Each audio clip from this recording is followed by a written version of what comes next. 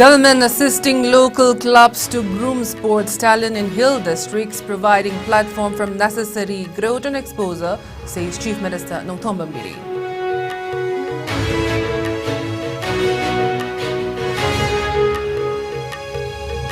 Supreme Court Collegium approves proposal for elevation of 2 judicial officers, Aribam Guneshwar Sarma and Golmai Gaipul Sillu Kabui as judges in Manipur High Court.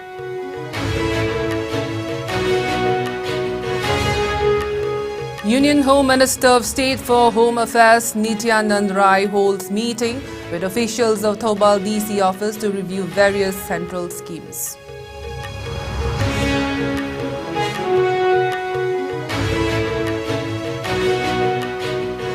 And Mizoram government making constant efforts to provide assistance to ethnic Mizo or Kuki-Chin refugees from Bangladesh on humanitarian grounds.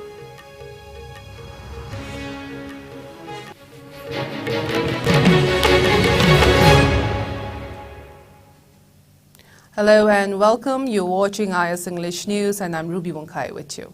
Now before we begin, IS News would like to remind our viewers to practice physical distancing, hand hygiene, wear masks, protect yourself and get vaccinated to ward off COVID-19. Now the news in detail. Chief Minister Nongthom Biri was accorded a rousing welcome by the locals of Lai village in Senapati district today. The Chief Minister was attending the inaugural function of the Lai Wafimai Day at Lai Village local grounds in Senapati district today. The 2-day festival is being celebrated under the theme Our Culture, Our Identity. Speaking at the event, Chief Minister N. Biri noted that there are many sports talent waiting to be discovered from the Hill District of Manipur. Biri maintained that the state government has been assisting the local clubs to groom them and providing the platform for necessary growth and exposure. He said that necessary efforts are underway to create a city-like atmosphere in Senapati district with due consultations with the civil society organization and student unions, etc. He asserted that Senapati is a strategically important area and taking advantage of the national highway which passes through the district, it can be fully developed. He also highlighted developmental projects undertaken in the district including construction of Imam Market, stadiums, laying of AstroTurf for football, development of amusement park, foundation stone laying of youth center for skill development of youth, etc. Biri also showed the people's support for the War on Drugs campaign and further appreciated the people of the district including the Paumays, Thangals, Mao, Maram, Liangmais for coming out voluntarily and pledging against poppy plantation and illegal drug business. He also gave assurance to initiate necessary activities for upgradation of the Lai to Som via Karasom Road to National Highway status. Biren also applauded the people of the village for properly preserving their age-old tradition and culture. He further urged the people to forget all past animosities and live in unity, peace and harmony. The Chief Minister also inaugurated N. Gaura Singh Sports Complex, dedicated in the name of his father. Rajya Sabha MP Sanajauba Leshimba, CAF and PD Minister L. Sushindro Mite, Lai Village Chairman T.H. Kapani, Mao MLA L. Diko, DC, SP, officials, public leaders and many people attended the inaugural function.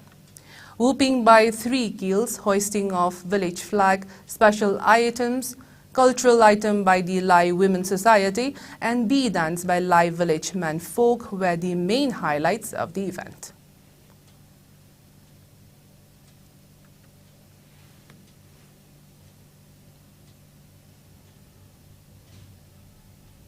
The Supreme Court Collegium recommended names for appointment as judges in Manipur, Bombay, Karnataka, Andhra Pradesh and Guwahati High Courts.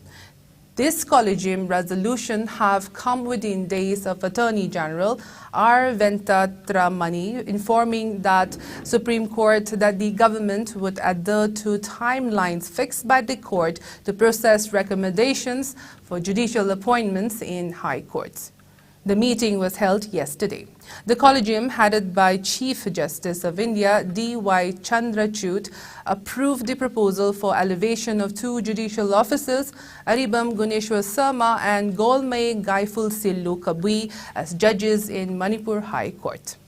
The Collegium also agreed with the proposal to appoint Advocate Neela Kedar Gokhale, a Supreme Court lawyer, as a judge of Bombay High Court, and Ramachandra Dattatre Huddar and Venkatesh Nayak Thavaryanak, both judicial officers, as judges of the Karnataka High Court. Similarly, Mirdul Kumar Kalita, a judicial officer, has been recommended for elevation as a judge of the Guwahati High Court, while judicial officials B. Venkata Jyotirmai and V. Gopala Krishna Rao have been recommended for judgeship in the Andhra Pradesh High Court. The Collegium said it has, on reconsiderations, resolved to reiterate its earlier recommendation to elevate Advocate Najendra Ramachandra Nayak as a judge of the Karnataka High Court.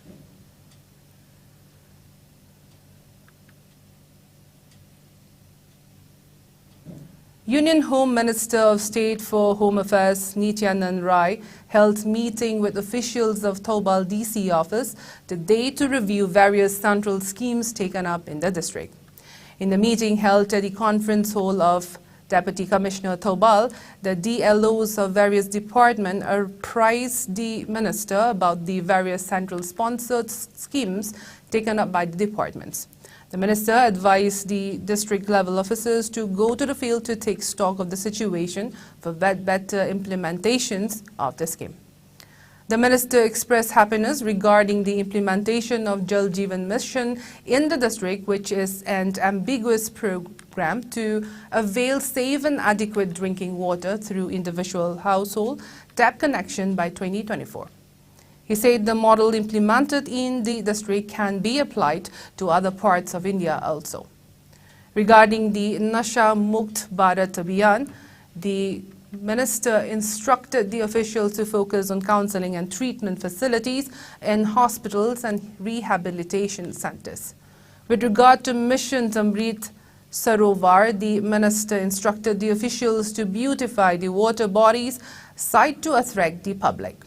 Mission Amrit Sarovar is aimed at developing and rejuvenating 75 water bodies in each district of the country as part of the celebration of Azadi Ka Amrit Mahotsav.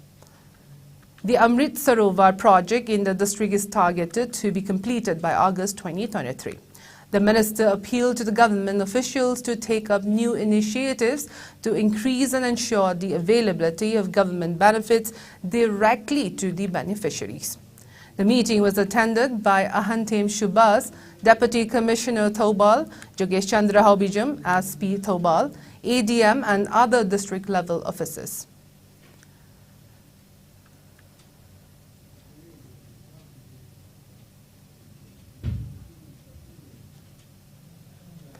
Union Minister of State for Home Affairs Nityanand visited the field formations and forward company operating bases of Assam Rifles along Indo-Myanmar border at Moray and permanent vehicle checkposts at Khuding Thabi, Teknopal district on January 9th and 10th. During the visit, the Union Minister was briefed in detail by the various commanders on ground about the prevailing security situation and operational preparedness. The Union Minister also reviewed the ongoing construction work of border fence at Indo-Myanmar border. Nityanand expressed his satisfaction on the security measures and operational preparedness of the Assam Rifles. He noted that the Assam Rifle, during its glorious history, has contributed significantly to the maintenance of peace and harmony in the insurgency-affected areas of the northeast and has performed exemplary work in preventing cross-border smuggling and drug trafficking. The minister also interacted with the Assam Rifle troops deployed along Indo-Myanmar border.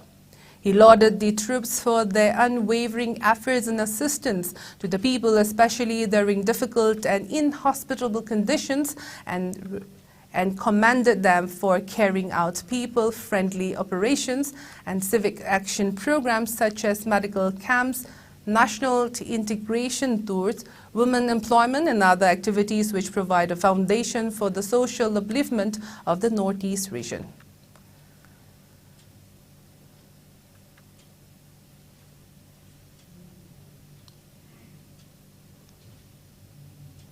Mizo Revenue Minister and ruling Mizo National Front MNF advisor Lalrut Kima said that the state government has been making constant efforts and will continue to do so to provide assistance to the ethnic Mizo or Kuki-Chin refugees from Bangladesh on humanitarian grounds.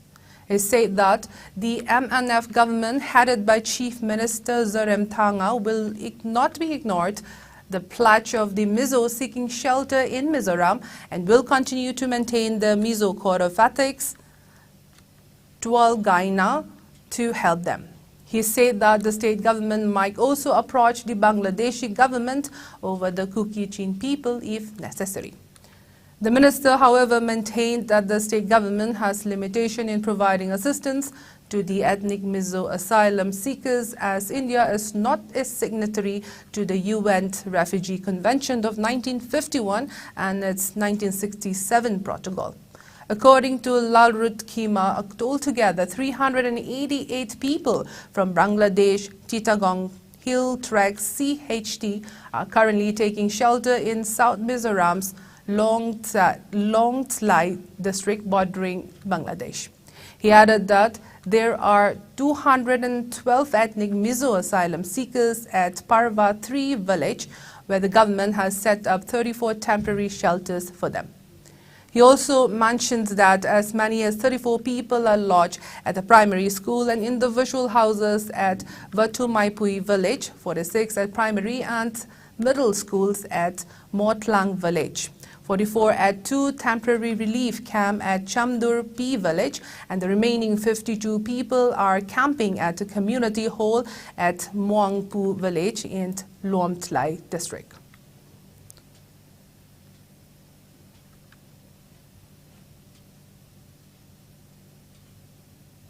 15 tribal ho-hos body of Nagaland have reiterated the appeal to the government of India to seriously and sincerely bring about an honorable and acceptable solution to the protracted Indo-Naga issue before the assembly elections in the state and without further delay. Stressing that solution to the issue is due, the 15 tribal bodies in a release issued by the Media Bureau urged the centre not to hoodwink the innocent Nagas with another sugar-coated slogans or phrases. The tribal bodies said they are once again compelled to issue this press release that reflects the sincere desire of the Naga people for an early solution. They also pointed out that they met all the interlocutor for the Naga talks and even apprised Prime Minister Narendra Modi through a representations on July 24, 2021 of an early acceptable solution which is and was the utmost desire of all the Naga people. They recalled that the 6 tribes under the Eastern Naga People's Organization and 8 tribes of Nagaland had a deliberation on August 31, 2019 in Dimapur, wherein they had unanimously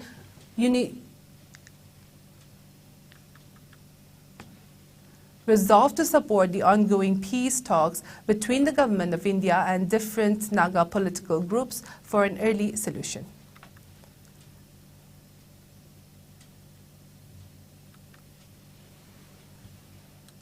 All arrangements are put in place for the 3-day Unnao Saupui Rongle Vaiso cultural festival slated to commence from tomorrow. Governor La Ganeshant will inaugurate the festival, which will be held at Parvung Ground in Faizol district. While President of Mar Students Association, Rothanglian Kaubung, will grace the second day of the festival, and Mizoram Minister of State Independent Church, Sports and Youth Service and Tourism Minister Robert Romawia will attend the event on the third day.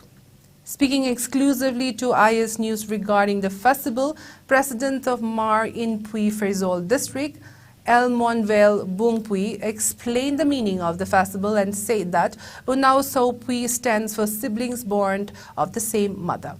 He said that before 1,400 years ago, around 28 communities resided in the Ronglei Vaiso village.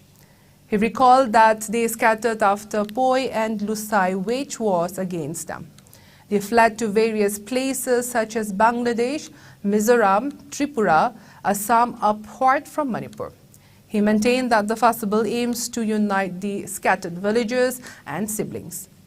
He added that a marathon was held as part of the festival. It kicked off from Faisal District headquarters and concluded at Farbung ground.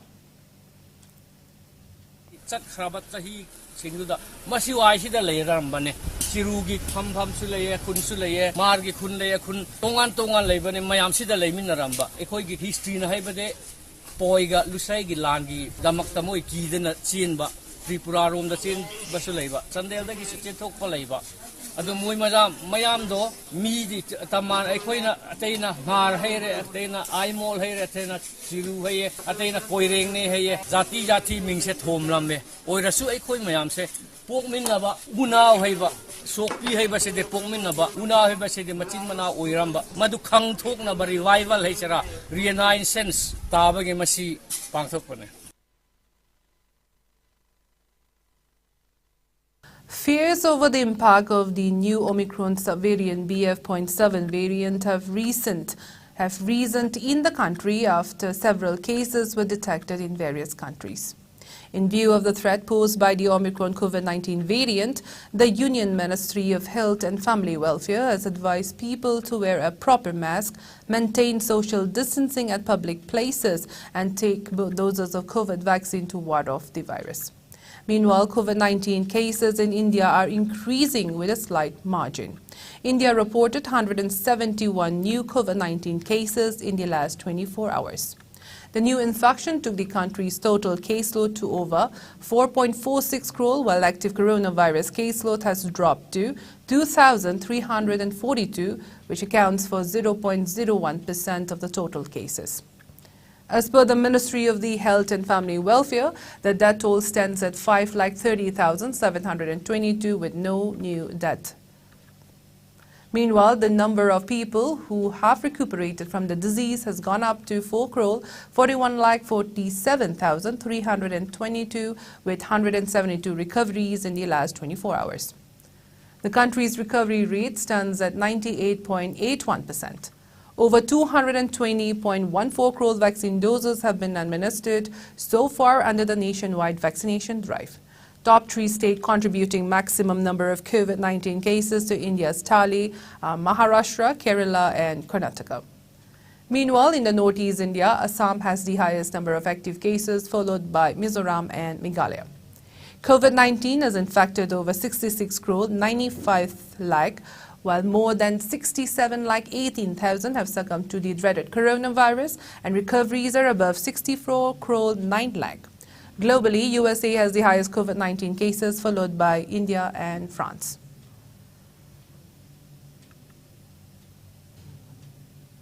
Sangshak Battalion, under the aegis of Headquarters IGR South, organized a lecture on drug abuse under Nasha Mukt Bharat Abhiyan at Jawaharlal Navodaya Vidyalaya School, Ramva village of Ukhrul district today. Dangerous effects of drug use were highlighted during the interaction program. Students and staff members of the school were present at the program.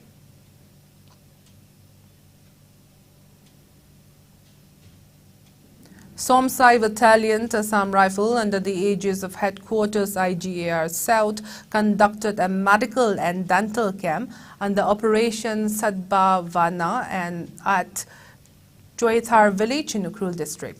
This camp was organized in view of the plights facing the villagers due to the lack of access to medical facilities in the village. A total of 253 villagers, including 103 women, 88 men and 62 children from Chothar and nearby villages were examined and provided with basic medication. The village authorities also thanked the Assam Rifles for conducting the camp, Assam Rifles said in a release.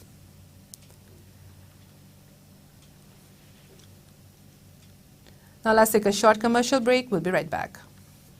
Ana Layangi office ki thabak amadi koi bachat pada India ki konung New Delhi da laifam laitaba ki awaba kok lagani Delhi airport kayam naknana lairiba Mahipalpur da Manipur miyam ki damakta laizare Hotel Ambrosia laifam gi oina lupa lising amadagi hauraga pung kunmari pickup amadi drop ki taxi service laigani restaurant service ka loinana tongan ba khudong chaba kaya phangbigani Vishal Mega Mart Ambience Mall, DLF Mall amadi irap laptana nungairaba mafam kaya yobada khudong charaba mafam amani ngasi ma contact tawbirau Hotel Ambrosia A217 Road number 6 Mahipalpur phone number 9643504772. Welcome back.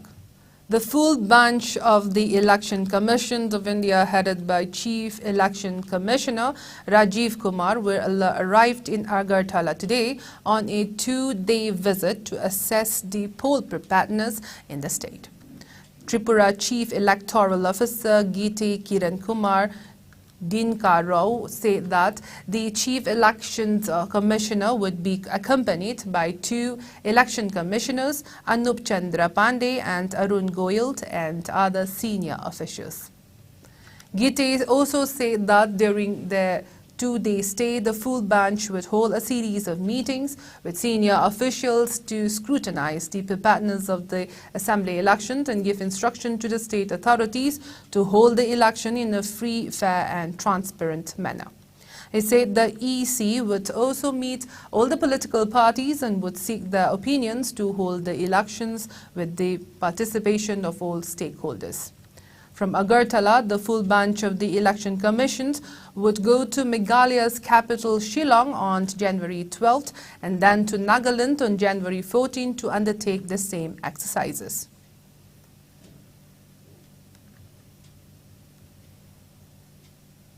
China introduced transit curbs for South Korean and Japanese nationals today in an escalating diplomatic spat over COVID-19 curbs that is marring the grand reopening of the world's second largest economy after 3 years of isolation, as per a media report. The spat may affect economic relations between the 3 neighbors as well. China removed quarantine mandates for inbound travelers on Sunday, one of the last vestige of the world's strictest regime of COVID restrictions, which Beijing abruptly began dismantling in early December after historic protests. But worries over the scale and impact of the outbreak in China, where the virus is spreading unchecked, have prompted more than a dozen countries to demand negative COVID test results from people arriving from China. Among them, South Korea and Japan have also limited flights and require tests on arrival, with passengers showing up a positive being sent to quarantine. China's health authorities have been reporting 5 or fewer deaths a day over the past month, numbers that are inconsistent with the long queues seen at funeral homes. In the first, they did not report COVID fatalities data on Tuesday. Altogether, although international health experts have predicted at least 1 million COVID-related deaths this year, China has reported just over 5,000 since the pandemic began, a fraction of what other countries have reported as they reopened.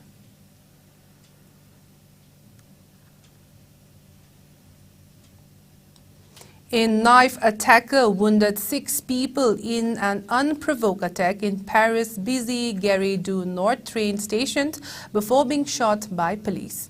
Reportedly, the man had attacked several people, including a police officer, with a bladed weapon at around 6:43 a.m. today. Several passengers and aboard the police officer were among the wounded. Another one of the other victims was seriously injured in the shoulder blade and taken for emergency treatment. The attacker was shot several times by police and taken to hospital with life-threatening injuries as per the media report. The incident caused train delays at the station, which served as a hub for trains to London and Northern Europe in the early morning rush, according to the Live Departure Board of Rail Operator SNCF. French Interior Minister Gerald Darmanin and Paris Police Prefect Laurent Nunez also arrived at Gare du Nord after hearing the news of the attack. According to police, the man's motive were not immediately clear. France remains on a state of heightened security alert after a spat of deadly attacks since 2015. The Paris prosecutors said in a statement that a criminal investigation has been opened. Paris Gare du Nord is one of the busiest international railway stations in Europe, with about 7 lakh travelers a day. It may be recalled that in February, another knife welding man attacked security forces at Gare du Nord and was killed on the spot.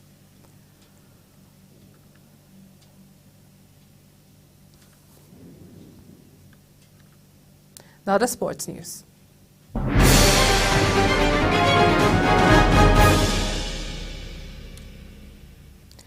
In cricket, India defeated Sri Lanka by 67 runs in the first one-day international of the 3-match series at Barsapara Cricket Stadium in Guwahati.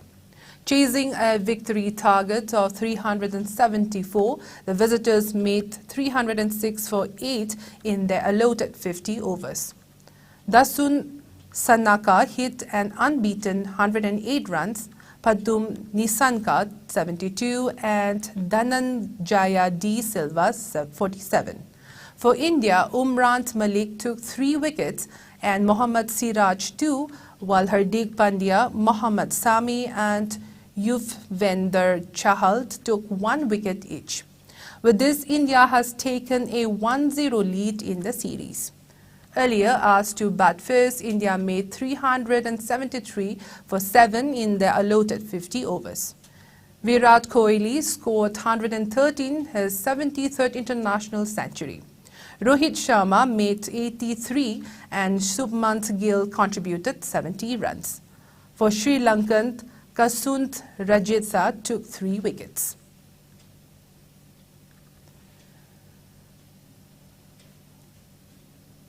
The headlines once again.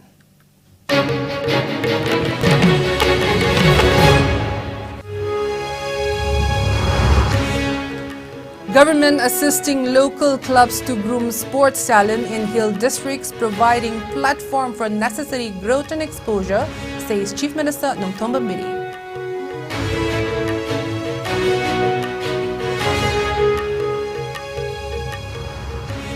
Supreme Court Collegium approves proposal for elevation of 2 judicial officers, Aribam Guneshwar Sarma and Golmai Gaipur Silu Kabui, as judges in Manipur High Court.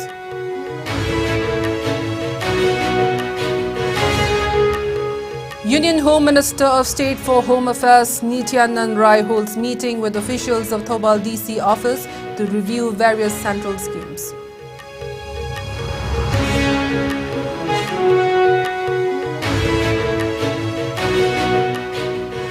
And Mizoram government making constant efforts to provide assistance to ethnic Mizo or Kuki-Chin refugees from Bangladesh on humanitarian grounds.